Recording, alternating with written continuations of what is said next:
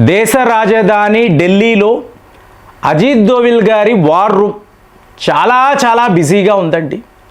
మీకు ఎన్ని రకాలుగా అంటే ఎలాంటి ఇన్ఫర్మేషన్ రావడము, దాన్ని డిసెక్ట్ చేయడము, ఇప్పుడు భారత్ యొక్క తక్షణ కర్తవ్యము ఏమిటి, ఏం చేస్తే ఏం జరుగుతుంది. సో మొత్తం ఈయన చేతుల్లోనే కదా, మన సెక్యూరిటీ అనేది ఈయన చేతుల్లోనే ఉండడంతో పెద్ద ఎత్తున ఒక స్ట్రాటజీ వర్కౌట్ చేస్తున్నారండి. ఇది ఏం జరిగింది అంటే మొన్నటికి మొన్న పాకిస్తాన్ యొక్క సైనికులు వీళ్ళు సౌదీ అరేబియా వెళ్ళారు. దాంతోపాటు చూశారనుకోండి JF-17, J-10 లాంటి విమానాలను కూడా వీళ్ళు తీసుకొని వెళ్ళారు. ఎక్కడికి? King Abdul Aziz air base అని అంటారు సౌదీ అరేబియాలో. అక్కడికి తీసుకువెళ్ళి ఎటు చూసినా కూడా పాకిస్తాన్ హడావిడి.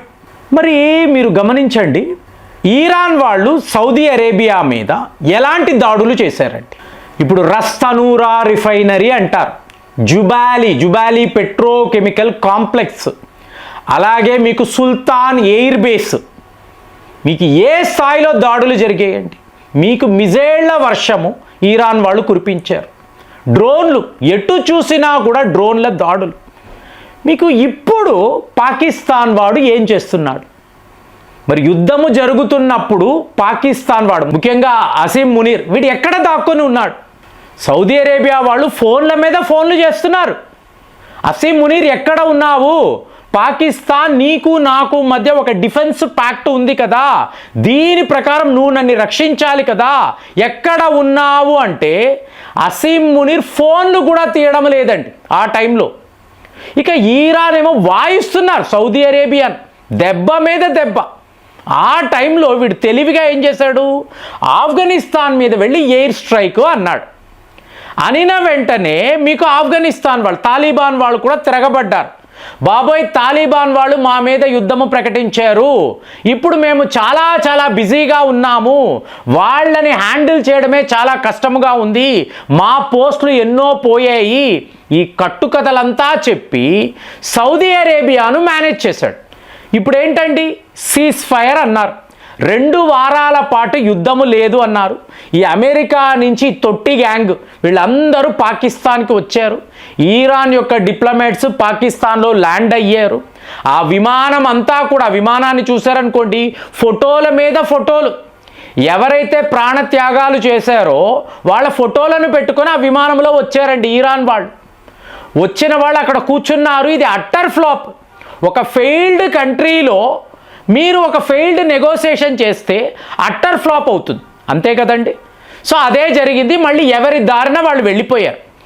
ఈ టైం చూసుకొని చూడండి, వీడి తెలివితేటలు చూడండి. రాత్రికి రాత్రి సౌదీ అరేబియాకు తన సైన్యాన్ని పంపించాడు. యుద్ధమే లేదు. ఇప్పుడు యుద్ధము ఉన్నప్పుడేమో నువ్వు దాక్కున్నావు, ఇప్పుడు యుద్ధము ఆగిపోయిందిరా అన్నప్పుడేమో వీరోచితమైన పోరాటము చేస్తాము, మా సైనికులు ప్రపంచంలోనే అద్భుతము, మా వద్ద చైనాలో తయారైన యుద్ధ విమానాలు ఉన్నాయి, పదండి చూసుకుందాం, ఎవడు నన్ను ఎదిరిస్తాడు. ఒరే, అక్కడ యుద్ధమే లేదురా, ఎవరితో నువ్వు వెళ్ళి యుద్ధం చేస్తావు? అలాంటి ట్రిక్ అన్నమాట. కానీ ఇక్కడ వీడి యొక్క తప్పుడు అంచనాలు. ఇప్పుడు కామెడీ చూడండి, ఒక విలేకరి వెళ్ళి డొనాల్డ్ ట్రంప్, ఈ ట్రంప్ గాడిని అడిగాడు, ఏమండి యుద్ధాన్ని మీరు ఎప్పుడు ఆపుతారు? ట్రంప్ నవ్వేసి, స్ట్రైట్ ఆఫ్ హార్మాస్ ఎప్పుడు ఓపెన్ అవుతుందో ఆ రోజు యుద్ధం ఆగిపోతుంది. ఒరే, మరి యుద్ధానికి ముందు స్ట్రైట్ ఆఫ్ హార్మాస్ ఎలా ఉండింది? ఓపెన్ అయ్యే ఉండింది. ఓపెన్ అయిన ప్లేస్ని నువ్వే క్లోజ్ చేసి ఇప్పుడు ఇరాన్ దీన్ని ఓపెన్ చేయడం లేదని చెప్పి ఓపెన్ అయితే యుద్ధం ఆగుతుందంటే ఏంట్రా నీ బుర్రా? సరిగ్గా పాకిస్తాన్ వాడు కూడా అలాంటి వాడేనండి. అందుకే వీళ్ళని మట్టి బుర్రలు అంట. ఈ మిడిల్ ఈస్ట్లో ఉండే దేశాలు మట్టి బుర్రలు, ప్రజలందరూ ట్యూబ్లైట్స్. సో వీళ్ళకి వెలగదు. ఇవాళ సౌదీ అరేబియాలో వావ్, పాకిస్తాన్ సైన్యం వచ్చేసింది, మన రక్షణ కోసం వీళ్ళు వచ్చారు, విమానాలను తీసుకువచ్చారు. యుద్ధము ఉన్నప్పుడేమో నువ్వు ఎక్కడో దాక్కున్నావు, ఇవాళ యుద్ధం ఆగిపోయింది.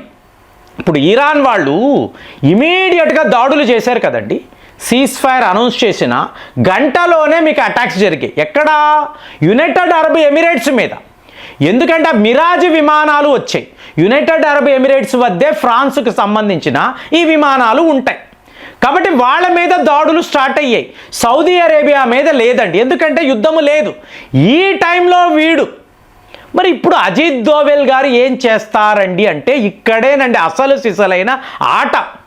మీకు ఉదయం వీడియోలో కూడా మాట్లాడాను. ఇరాన్ వాళ్ళు ఏమంటున్నారు, కాశ్మీర్ కాదు కదా, పాకిస్తాన్ కూడా మీదే, ఈ ప్రాంతము కూడా బిలాంగ్స్ టు ఇండియా. అంటే అర్థము ఏమిటి, మీరు ఇప్పుడు ఒక నిర్ణయాన్ని తీసుకుంటే మనము బలూచిస్తాన్ మీద ఫోకస్ పెట్టి సో వాళ్ళను మీరు ఇగ్నైట్ చెయ్యాలి. పదండి చూద్దాం, బలూచిస్తాన్ విడిదేశం అండి. సో వాళ్ళ liberation army, Baloch liberation army, వాళ్లకు కావలసిందంతా మనం పంపిస్తున్నామా, ఇవన్నీ క్లాసిఫైడ్ ఇన్ఫర్మేషన్ అండి. మనము ఓపెన్గా మాట్లాడడానికి ఉండదు, కానీ స్ట్రాటజీ మాత్రం మాట్లాడాలి. ఎందుకంటే మీ శత్రువు అక్కడ అలర్ట్ అవ్వాలి, వాడికి తెలియాలి ఈ దెబ్బ గట్టిగా తగులుతుంది, వీళ్ళైతే ఆగరు, వాడికి తెలియాలి కదా. కాబట్టి మనం మాట్లాడాలి. సో బలూచిస్తాన్లో ఆ పోరాటదారులు వాళ్ళు ఏం చెయ్యాలో దానికి ఒక స్ట్రాటజీ కావాలండి. సో అజిత్ దోవెల్ వార్ రూమ్లో దీనికి సంబంధించిన నిర్ణయాలు తీసుకుంటారా, అయిపోయింది. ఇక ఇటువైపు చూశారు అంటే తెహ్రీక్ తాలిబాన్ పాకిస్తాన్. సో వీళ్ళు పాకిస్తాన్లోనే అల్లకల్లోలము సృష్టించడానికి ప్లానింగ్లో ఉన్నారు. ప్రథమ పట్టణాల్లో అంతా కూడా ఏమేమి చెయ్యాలి, ఎందుకు పాకిస్తాన్ యొక్క ఒక మాదిరి అయిన సైన్యము, వాళ్ళ విమానాలు అంతా సౌదీ అరేబియా వెళ్ళిపోయాయి. సో ఇప్పుడు వాడికి ఒక ఫోర్స్ అనేది తగ్గిపోయింది. మీకు అది డివిజన్స్ అనండి, బెటాలియన్ అనండి, తగ్గిపోయింది. ఇక ఇంకొక వైపు తాలిబాన్ డూరాండ్ లైన్ మారిపోయింది అని చెప్తున్నాను, త్వరలోనే మీకు వార్తలు వస్తాయి. సో ఈ డూరాండ్ లైన్ కాన్సన్ట్రేషన్ ఎవరిదండి, ఆఫ్ఘనిస్తాన్లో ఉండే తాలిబాన్ వాళ్ళది. మీకు అర్థమైందా నేనేం మాట్లాడుతున్నాను. ఇంకొక వైపు పీఓకే వద్ద ఇండియన్ ఆర్మీ రెడీ అయ్యి ఈ తీవ్రవాదుల క్యాంపులు అన్నప్పుడు ఆల్రెడీ వాళ్ళు చెప్పేస్తున్నారు పాకిస్తాన్ యొక్క మోసము, ఇరాన్కి అమెరికాకు మధ్య జరుగుతున్న ఈ శాంతియుత పరిష్కారం ఇదంతా ఒట్టి బోగస్. పాకిస్తాన్ ఒక బోగస్ దేశం, వాళ్ళ తీవ్రవాదులే చెప్తున్నారు. ఇప్పుడు పీఓకే వద్ద చిన్నపాటి యాక్షన్, మిలిటరీ యాక్షన్ మనము తీసుకోగలిగితే ఇరాన్ వాళ్ళు ఏం చెయ్యాలో అది పాకిస్తాన్ మీద చేస్తే, ఇజ్రాయెల్ వాళ్ళు చూడండి వీడికి ఎంతమంది శత్రువులు, ప్రపంచమంతా కూడా పాకిస్తాన్ మీదే ఫోకస్ పెడుతున్నారు, ఎలా వీడిని కొట్టాలి. సో ఇజ్రాయెల్ వాళ్ళు ఓపెన్గా, బెంజమిన్ నెతన్యాహు గారు ఓపెన్గా చెప్తున్నారు, ఇరాన్ వ్యవహారము తేలిపోతుంది, దాని తరువాత నువ్వేరా టార్గెట్, నిన్నే కొడతామంటే నా లెక్కలో మనము ఏం చెయ్యకుండా ప్రశాంతంగా కూర్చున్నా వీళ్ళే పాకిస్తాన్ అంతు చూస్తారండి. సో ఇదే అజిత్ దోవెల్ గారు ఆలోచిస్తున్నారా, మనము మన సైన్యాన్ని, మన యుద్ధ విమానాలు వీటినంతా ఎందుకు వాడాలి, అందుకే ఆగామండి. ఆపరేషన్ సింధూర్ పార్ట్ 2 ఇవాళ వరకు కూడా, అంటే మీకు ఏప్రిల్ 22 పహల్గామ్ దాడులండి, ఈ నెల మనకు చాలా క్రిటికల్. మరి దీనికి సంబంధించిన ప్రతీకారం ఇంకా కూడా ఉంటుంది, దీన్ని మేము ఆపలేదు, పాస్ చేసి ఉంచేయమని చెప్తున్నారు కదా, మోదీ గారు చెప్తున్నారు, రాజ్నాథ్ సింగ్ గారు, వీళ్ళందరూ చెప్తున్నారు కదా. మరి ఏదో ఒక ప్లాన్ ఉంటుంది కదా.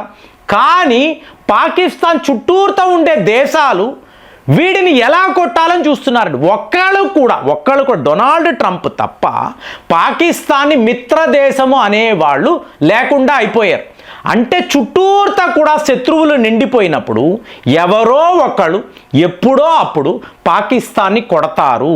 మరి ఇంతమంది శత్రువుల్లో ఎవరు ఈ ఇనిషియేషన్ తీసుకోబోతున్నారు, ఇది భారతే చేయబోతుందా, యుద్ధ నిపుణులు అందరూ మాట్లాడుతున్నారు. మరి సౌదీ అరేబియాలో పాకిస్తాన్ సైన్యం, దీన్ని మీరు ఏమంటారు కామెంట్స్లో రాయండి. మళ్ళీ వచ్చే వీడియోలో కలుద్దాం. జై హింద్.